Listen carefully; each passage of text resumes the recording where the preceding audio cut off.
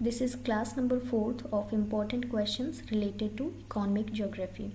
Question number 1 is explain the importance of resources with examples. हमें resources की importance को बताना है और examples के साथ बताना है. रिसोर्स मीन्स ऐसा मटेरियल जो हमारे एनवायरनमेंट में अवेलेबल है जिसको हम यूटिलाइज़ कर सकते हैं और अपनी नीड्स को सेटिस्फाई कर सकते हैं. रिसोर्सेज किसी भी कंट्री के सोशियो इकोनॉमिक डेवलपमेंट के लिए बहुत इंपॉर्टेंट है. ऐसी कंट्रीज़ जो रिसोर्स रिच हैं वहाँ पर हमें ज़्यादा डेवलपमेंट भी देखने को मिलता है.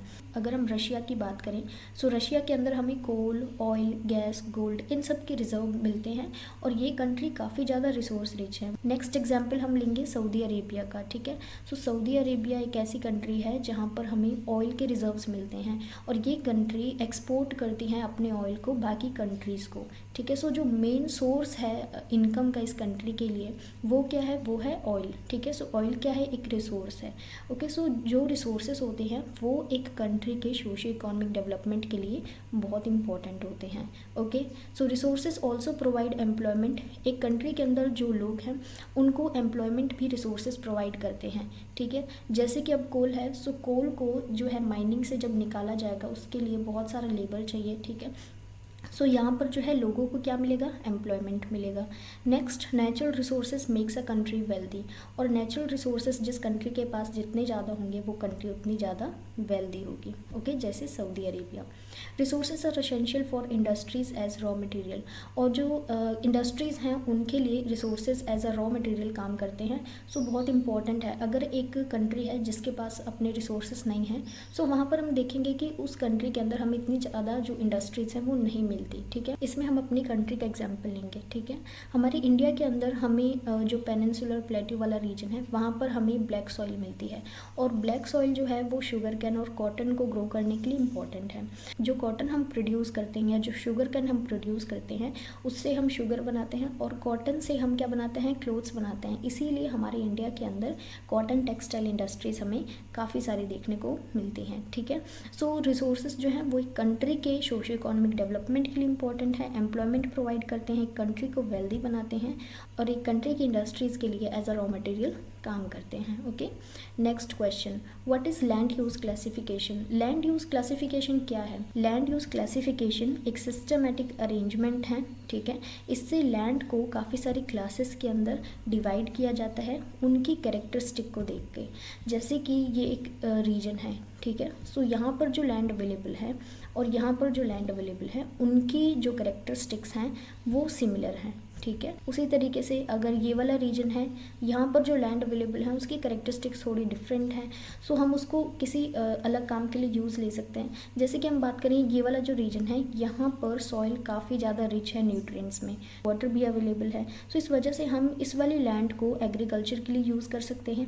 ओके, ये वाली लैंड अगर एग्रीकल्चर के यूज़ में नहीं आ सकती सो यहाँ पे हम सेटलमेंट्स बना सकते हैं, हाउसेस वगैरह बना सकते हैं. ठीक है, सो लैंड को उसकी कैरेक्टरिस्टिक्स के अकॉर्डिंग डिवाइड करना और फिर उनको यूज़ करना. सो इसी को हम लैंड यूज़ क्लासिफिकेशन कहते हैं. It helps to understand the fundamental utilities for making effective in satisfying the needs of human society. Human society के नीड्स को सेटिस्फाई करने के लिए हम उस लैंड को उसकी जो फंडामेंटल यूटिलिटीज़ हैं उनको समझकर यूज़ कर सकते हैं. ठीक है, और बहुत ही इफेक्टिवली यूज़ कर सकते हैं. To facilitate the assessment of environmental impacts on land. इससे हम फैसिलिटेट करते हैं कि एनवायरनमेंट का उस लैंड के ऊपर क्या इम्पैक्ट होता है. For example agricultural land. Agricultural land को जैसे एक रीजन है. ठीक है, इसमें हमने इस वाले रीजन को एग्रीकल्चरल लैंड कंसिडर किया है. सो यहाँ पे भी हमें ये देखना होगा कि यहाँ पर किस टाइप का एग्रीकल्चर हो सकता है. जैसे कि हो सकता है ये लैंड क्रॉप्स को उगाने के लिए सूटेबल है लेकिन हम यहाँ पे प्लांटेशन नहीं कर सकते. ठीक है, अब हम देखते हैं कि आसाम के अंदर हम टी और कॉफ़ी जो है उसको ग्रो करते हैं क्योंकि जो वहाँ का क्लाइमेट है और वहाँ की जो लैंड है वो उस चीज़ को सपोर्ट करती है और वहीं पे हम वहाँ पे जो है बाकी क्रॉप्स को ग्रो नहीं कर सकते. ठीक है, सो इसी से हमें समझ आता है कि हमें जो है लैंड को क्लासीफाई करने की यही इंपॉर्टेंस है कि हमें पता चलता है कि हम उस लैंड को किस तरीके से यूटिलाइज़ कर सकते हैं. ठीक है, एंड वेटलैंड्स को हम डिवाइड कर सकते हैं जैसे कि कुछ इनलैंड वेटलैंड्स होते हैं, रिवर्स या फिर कोस्टल वेटलैंड्स. सो इस पूरे डिवीजन को हम लैंड यूज़ क्लासिफिकेशन कहते हैं। Why classification of land use necessary, land use classification को करना क्यों नेसेसरी है, हम क्यों लैंड को डिफरेंट जो है क्लासेस के अंदर उसको डिवाइड करें। ठीक है, क्लासिफिकेशन ऑफ लैंड एक हायरार्किकल सिस्टम है, ये 4 लेवल्स पे होता है। इससे हम डिस्क्राइब करते हैं, मॉनिटर करते हैं और प्रिडिक्ट करते हैं लैंड यूज़ को और लैंड कवर चेंज को। ओके, फॉर एग्जांपल हम जब हैबिटेट मैपिंग करेंगे, मतलब जब हम क्लासिफिकेशन करेंगे लैंड का, सो उसमें जब हम हैबिटेट मैपिंग करेंगे, इसमें कुछ रीजन्स होंगे जिनको हम सॉल्ट मार्शेस कंसिडर करेंगे और कुछ region submerged sea grass beds होंगे, कुछ जो होंगे वो मैंग्रोव फॉरेस्ट में आएंगे और इससे हम इसके अलावा भी बहुत सारी कैटेगरीज हैं।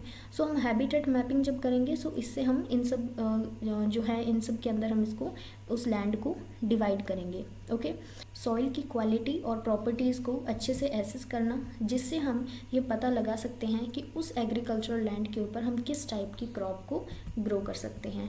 ठीक है, next question is describe the types of mineral and energy resources. So mineral क्या है, मिनरल एक इनऑर्गेनिक सब्सटेंस होता है जो नेचुरली हमें अर्थ की क्रस्ट पर मिलता है। ठीक है, टाइप्स ऑफ मिनरल्स को देखने से पहले हम थोड़ा सा देखते हैं कि हम रिसोर्सेज को कैसे डिवाइड कर सकते हैं और किस बेसिस पे डिवाइड कर सकते हैं। सो डेवलपमेंट और यूज़ के बेसिस पे हम रिसोर्सेज को 2 कैटेगरीज में डिवाइड कर सकते हैं। पहले हैं एक्चुअल रिसोर्सेज। एक्चुअल रिसोर्सेज वो हैं जिनकी क्वांटिटी हमें पता है। ठीक है, जैसे कि पेट्रोलियम, कोल, ये ऐसे रिसोर्सेज हैं जिनका हमें पता है कि अब ये रिसोर्सेज हमारे पास कितने बचे हैं। ठीक है, और दूसरे हैं पोटेंशियल रिसोर्सेज। पोटेंशियल रिसोर्सेज ऐसे रिसोर्सेज हैं जो ऑलरेडी किसी रीजन के अंदर एग्जिस्ट करते हैं। ठीक है, और ये रिसोर्सेज फ्यूचर के लिए यूज़फुल हैं।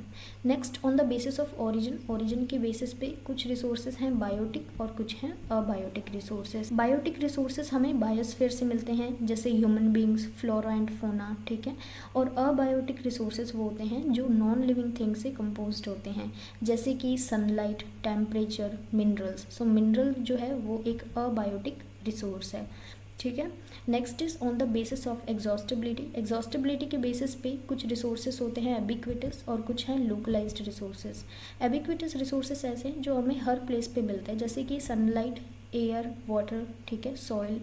और लोकलाइज्ड रिसोर्सेज ऐसे हैं जैसे कि डायमंड, गोल्ड, ये हमें कुछ ही रीजन्स के अंदर मिलते हैं, कुछ स्पेसिफिक लोकेशंस पर ही मिलते हैं। ओके, अब हम डिस्कस करेंगे टाइप्स ऑफ मिनरल्स।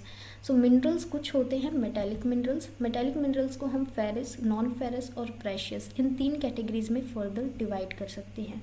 ठीक है, मेटालिक मिनरल्स ऐसे मिनरल्स होते हैं जो शाइन करते हैं, मतलब अगर हम उस मिनरल को देखेंगे सो हमें वो शाइनी अपीयर होगा और इनका कुछ केमिकल कॉम्पोजिशन भी होता है। ठीक है, अब मेटालिक मिनरल्स को हमने जो डिवीजन किया है फेरस और नॉन फेरस के अंदर, फेरस वो वाले मेटालिक मिनरल्स हैं जिनके अंदर हमें आयरन ओर मिलता है। ठीक है, और नॉन फेरस ऐसे हैं जिनमें हमें आयरन नहीं मिलता।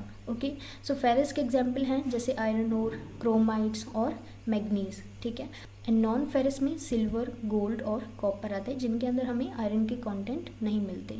नेक्स्ट कैटेगरी है प्रेशियस मिनरल्स, जो कि बहुत ज़्यादा कीमती हैं, जैसे कि गोल्ड, सिल्वर, डायमंड। ठीक है, ये सारे क्या हैं, प्रेशियस मिनरल्स हैं। नॉन मेटालिक मिनरल्स के अंदर कोई शाइन और लस्टर नहीं होता और ना ही हमें किसी और मेटल का इनके अंदर केमिकल कॉम्पोजिशन मिलता है। ठीक है, uranium metal, gypsum and sand, ये सारे नॉन मेटालिक मिनरल्स हैं। कुछ मिनरल्स होते हैं एनर्जी मिनरल्स। एनर्जी मिनरल्स ऐसे मिनरल्स हैं जिनसे हम एनर्जी प्रोड्यूस करते हैं, जैसे कि कोल या फिर ऑयल। इसके अलावा नेचुरल गैस, यूरेनियम, ये सारे मिनरल्स एनर्जी मिनरल्स हैं। ठीक है, और इन एनर्जी मिनरल से हम इलेक्ट्रिसिटी प्रोड्यूस करते हैं, ट्रांसपोर्टेशन के अंदर एज अ फ्यूल यूज़ करते हैं और होम्स को हीट करने के लिए यूज़ करते हैं, प्लास्टिक को मैन्युफैक्चर करने के लिए यूज़ करते हैं। ये सारे एनर्जी मिनरल्स होते हैं। ठीक है, नेक्स्ट जो सो रिमेनिंग पार्ट है एनर्जी रिसोर्सेज क्या होते हैं। एनर्जी रिसोर्सेज ऐसा मटेरियल या एलिमेंट्स हैं जिससे एनर्जी को प्रोड्यूस किया जाता है। ठीक है, एनर्जी रिसोर्सेज भी 3 टाइप के हैं।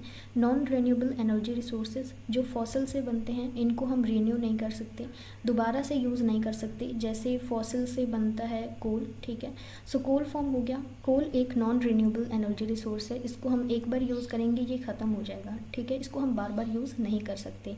वैसे ही फ्यूल्स हैं जैसे कि पेट्रोलियम या फिर डीजल। ठीक है, इनको भी हम दोबारा यूज़ नहीं कर सकते। वहीं पर renewable energy resources abundantly available हैं हमारे एनवायरनमेंट के अंदर या फिर हमारी अर्थ के ऊपर, जैसे कि सनलाइट से हम सोलर एनर्जी बनाते हैं, ठीक है, विंड एनर्जी हो गई। सो ये ऐसी एनर्जी हैं जो कभी ख़त्म नहीं होंगी, इनको हम जितना चाहे इससे जो है एनर्जी बना सकते हैं। और नेक्स्ट है न्यूक्लियर एनर्जी। न्यूक्लियर एनर्जी में हम न्यूक्लियर रिएक्शंस को यूज़ करके इलेक्ट्रिसिटी प्रोड्यूस करते हैं। Okay, next question is describe the process through which fossil fuels formed. Fossil fuels form होते हैं, इसमें काफ़ी ज़्यादा टाइम लगता है, ठीक है। सो इसमें मिलियंस ऑफ ईयर्स लग जाते हैं फॉसिल फ्यूल्स को बनने में। जो हम कोल, पेट्रोलियम या फिर डीजल आज यूज़ कर रहे हैं वो फॉसिल से बना हुआ है, ठीक है। इसीलिए तो कहते हैं कि हमें जो पेट्रोलियम है या फिर डीजल है इन सबको कम यूज़ करना चाहिए और हमें रिन्यूएबल एनर्जी रिसोर्सेज को यूज़ करना चाहिए, CNG यूज़ करनी चाहिए। वो इसलिए बोला जाता है क्योंकि इनको फॉर्म होने में मिलियंस ऑफ ईयर्स लग जाते हैं।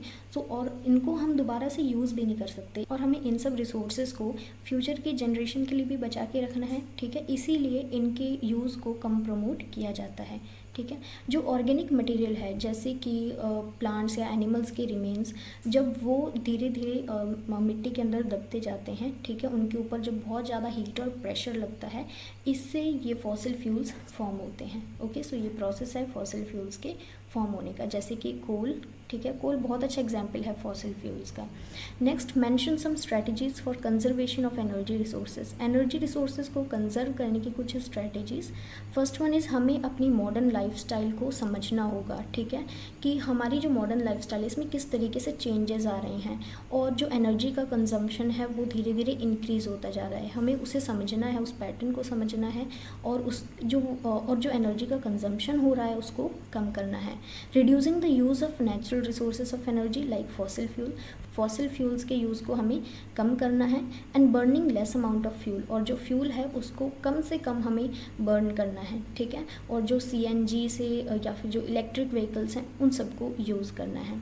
Mention some of the consequences due to over exploitation of mineral resources. Mineral resources के ओवर एक्सप्लॉयटेशन के क्या क्या कॉन्सिक्वेंसेज हो सकते हैं। मिनरल्स को अगर रैपिड रेट पर हम एक्सप्लॉयट करते रहेंगे, इससे जो अच्छी क्वालिटी के मिनरल्स हैं वो कम होते जाएंगे, ठीक है। जैसे कि कोई एक पर्टिकुलर मिनरल की हम बात करते हैं, ठीक है, उसको हम बहुत ज़्यादा यूज़ कर रहे हैं, बहुत ज़्यादा एक्सप्लॉयट कर रहे हैं, इससे इस वाले मिनरल की जो अच्छी क्वालिटी का मिनरल है वो ख़त्म हो जाएगा, डिप्लीट हो जाएगा। Mining industries created some of the largest environmental disaster zones. और ऐसी इंडस्ट्रीज़ जैसे कि माइनिंग इंडस्ट्रीज़ ये रिस्पॉन्सिबल हैं एनवायरमेंटल डिजास्टर जोन्स के लिए। Okay, so these are some of the important questions. Okay, we have discussed. This is class number 4th. In class number 5th we will discuss some more questions, and please subscribe this channel to remain updated with the new videos. Thank you so much. Have a good day.